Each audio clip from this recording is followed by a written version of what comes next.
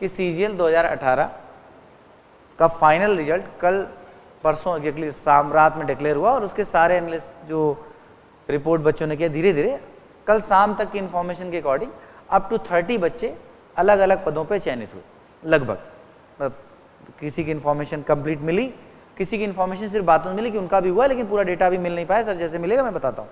And through other students, मतलब कोई student उस समय 18 में उसने पेपर दिया, अब वो कोविड की वजह से इस बीच संपर्क में नहीं है, ठीक है, तो प्रॉपर संपर्क नहीं हो पाया, लेकिन फिर भी जो डिटेल कलेक्ट हुई अपने स्टेटस में टेलीग्राम चैनल पे ये सारी चीज़ें देखी भी होंगी। तो इन सभी बच्चों और इस बीच और भी रिजल्ट्स आए। तो अभी हार्दिक प्रसन्नता के साथ मैं आपको सूचित कर रहा हूँ कि पूरे साल मतलब आफ्टर CGL 2017 उसके बाद जो 19 का जो तो एक तो गैप ही था, जो 20 का मतलब इसमें कोई रिजल्ट ही डिक्लेयर नहीं हुआ। लेकिन अगर हम एक साल के इस सेशन को 0 मान के बीचे उस पार्ट की बात करें जो हमारा पूरा सेशन माना जाता है, तो 100+ सिलेक्शंस टोटल संस्था से हुए अलग अलग एग्जाम्स में। मान लीजिए MTS का रिजल्ट आया और थैंक यू, MTS का रिजल्ट आया तो उसमें कुछ बच्चे हुए, 10+2 का रिजल्ट आया उसमें कुछ बच्चे हुए, कुछ बच्चे बैंक में मान लीजिए अलग अलग, वैसे तो बैंक के लिए प्रॉपर सिर्फ मैथमेटिक्स ही हम लोग देखते हैं, लेकिन वो मान लीजिए अपनी डिफरेंट प्रिपरेशन से किए तो कुछ PO हुए, कुछ क्लर्क हुए, अलग अलग डिफरेंट एग्जामिनेशंस में। और जिन बच्चों की सूचना मिल पाई, अब बहुत सारे बच्चों की प्रॉपर सूचना नहीं मिल पाई तो उनका डेटा मैं आपको प्रोवाइड नहीं करा सकता, बस ये है कि नाम पता है कि इनका हो गया है, मैं स्टेटस को देख करके, या किसी बच्चे ने सिर्फ बताया कि उनका वो, मतलब प्रॉपर कल देखा जाए तो अप टू 100+ सिलेक्शन संस्था से हुए। और इस सारे चीज़ों से ये सिद्ध होता है कि अगर आप प्रॉपर चीज़ें करते जाएँ तो सिलेक्शन 100% श्योर है।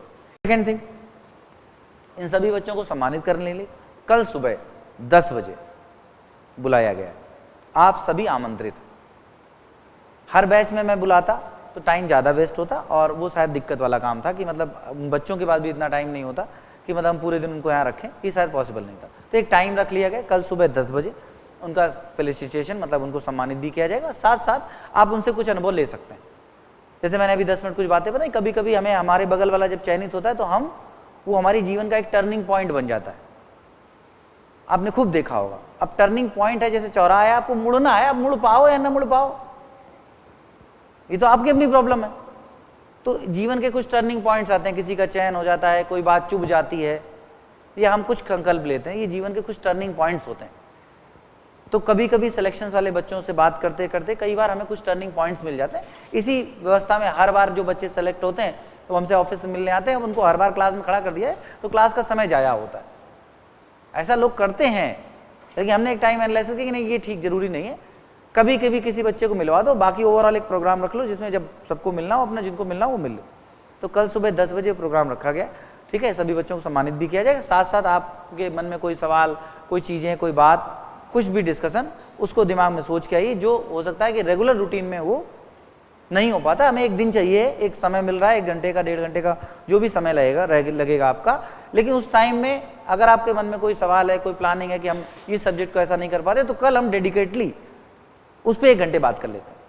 मैं खुद उपस्थित रहूँगा, जिन बातों का सब आंसर मैं कर पाऊंगा कि नहीं, आपने कोई बात पूछी इंग्लिश कैसे करें या GS कैसे करनी चाहिए, किसी बच्चे ने कैसे कर ली, तो आप उस बात को आपने पूछा, हो सकता है कि आपको बेहतर आंसर मिल गया और आपने उसको एग्जीक्यूट किया, तो फिर आपके रिजल्ट आपके सामने हो, ठीक है। तो आप सभी 10 बजे आ सकते हैं।